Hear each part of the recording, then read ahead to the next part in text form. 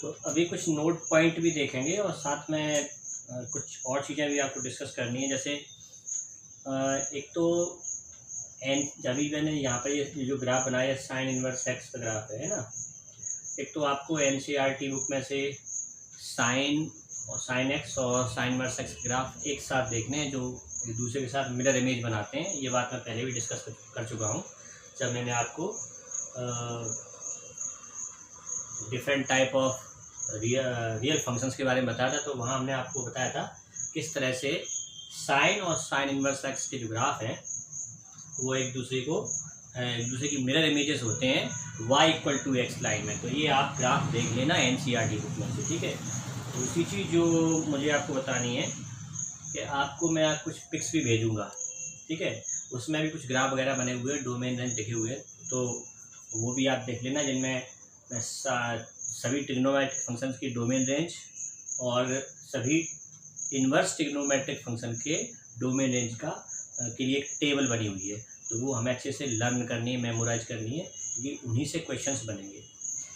तीसरी चीज़ मुझे ये बतानी है कि हमारे एनसीईआरटी लेवल के हिसाब से जो सभी इन्वर्स ट्रिग्नोमेट्रिक फंक्शन का जो प्रिंसिपल वैल्यू ब्रांच होगा वही उन आईटीएफ के लिए रेंज रहेगा, ठीक है। तो सभी हमारे एनसीईआरटी में प्रिंसिपल वैल्यू ब्रांच से ज़्यादा हटके कोई क्वेश्चंस होंगे नहीं। जितने भी क्वेश्चंस मिलेंगे सभी वो प्रिंसिपल वैल्यू ब्रांच के हिसाब से ही होंगे। तो वहाँ से हमें किसी और दूसरी ब्रांच के बारे में बात नहीं करनी है। हमें तो बस ये ध्यान रखना है कि साइन इनवर्स जो फंक्शन है उसका डोमेन -1 to 1 है और उसकी जो रेंज है वो -π/2 से +π/2 रहेगी, है ना। जो प्रिंसिपल वैल्यू ब्रांच है वही उसे हम एज अ रेंज कंसीडर करेंगे एनसीईआरटी लेवल के हिसाब से, ठीक है। इससे बाहर हमें कोई ऐसा क्वेश्चन मिलेगा नहीं, तो वही ध्यान रखना है। तो ये सभी इन्वर्स ट्रिग्नोमेट्रिक फंक्शन के लिए रहेगा।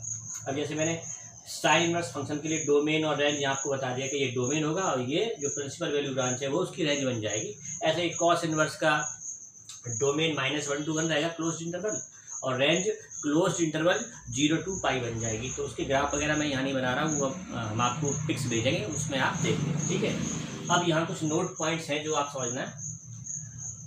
फर्स्ट नोट पॉइंट में sine inverse x is not equal to 1/sin x। तो देखना है कि साइन इनवर्स एक्स जो है 1/sin x नहीं होता, या इसको हम ऐसे लिखें कि sine x whole power -1, sine x whole power -1, ये 1/sin x तो आप इसे लिख सकते हो, लेकिन साइन एक्स होल पावर -1 को साइन इनवर्स एक्स नहीं लिखा जा सकता। It is not equal to sine inverse x, ठीक है।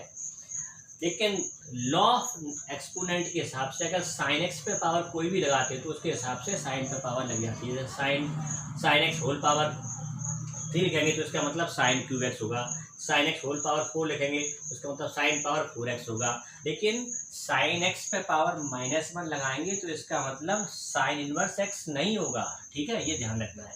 Point number 2, if no branch of, ये बात मैं आपको बता चुका हूँ, है ना। If no branch of an ITF is mentioned then it means the principal value branch of the function. तो हम ये मान लेते हैं कि अगर कोई ब्रांच मेंशन नहीं है तो बात प्रिंसिपल वैल्यू ब्रांच की हो रही है। और एनसीईआरटी में तो प्रिंसिपल वैल्यू ब्रांच ही हमारा रेंज है, ठीक है, उस ITF के लिए। तो कुछ और पॉइंट भी बताने हैं तो वो भी अभी मैं नोट कर रहा हूँ यहाँ पर। पॉइंट नंबर 3, ये पॉइंट नंबर 3 और पॉइंट नंबर 4। देखो पॉइंट नंबर 3 में मैं आपको ये बताऊंगा कि साइन इनवर्स एक्स का एक्चुअली मीनिंग क्या है, meaning of sine inverse x, और यहाँ हम बताएंगे मीनिंग ऑफ साइन एक्स। ये तो हम पहले डिस्कस कर चुके हैं 10th क्लास में भी। तो साइन इनवर्स एक्चुअली में क्या है, sine inverse x is used to denote the smallest angle को अंडरलाइन करें, एंगल इन रेडियंस। ये ध्यान रखने वाली बात है कि साइन इनवर्स एक्स अपने आप में एक एंगल को रिप्रेजेंट करने के लिए सिंबल है, और वो एंगल किस में होगा, रेडियंस में, ठीक है, रेडियन होगा। वेदर पॉजिटिव और नेगेटिव, यानी अब एंगल तो नेगेटिव भी हो सकता है पॉजिटिव भी हो सकता है। तो साइन इनवर्स एक्स जो है एक एंगल को रिप्रेजेंट करने के लिए जो कि रेडियंस में होगा, और पॉजिटिव या नेगेटिव कुछ भी हो सकता है, उसके लिए सिंबल है।